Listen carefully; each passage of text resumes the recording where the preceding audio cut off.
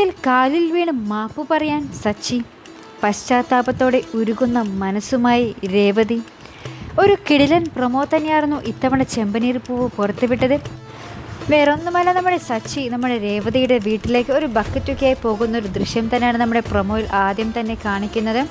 അപ്പോൾ അവിടെ ചെന്ന് നമ്മുടെ രേവതിയുടെ അമ്മയോടും പെങ്ങളോടുമൊക്കെ ഇങ്ങനെ പറയുന്നുണ്ട്, എനിക്കൊരു തെറ്റ് പറ്റിപ്പോയി, ഞാനത് മനഃപൂർവ്വം ചെയ്തതല്ല.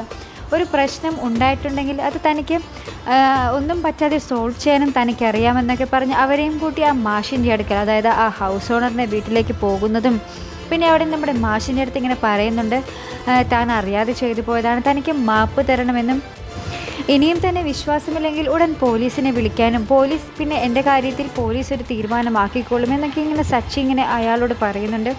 ഈ സച്ചിയുടെ വാക്കുകളിൽ അയാളുടെ ആ ഒരു ദേഷ്യമൊക്കെ അലിഞ്ഞില്ലാതാകുന്നത് തന്നെയാണ് നമ്മുടെ പ്രൊമോയിൽ കാണിക്കുന്നത്.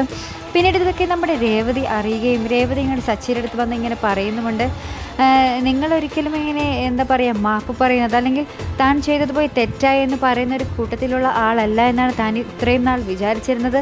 എന്നാൽ താങ്കൾ അങ്ങനെയല്ല, നിങ്ങളുടെ മനസ്സൊരു ശുദ്ധ മനസ്സാണെന്നൊക്കെ നമ്മുടെ രേവതി സച്ചിയോട് പറയുകയൊക്കെ ചെയ്യുന്നതാണ് നമ്മുടെ പ്രൊമോയിൽ കാണുവാൻ സാധിക്കുന്നത്.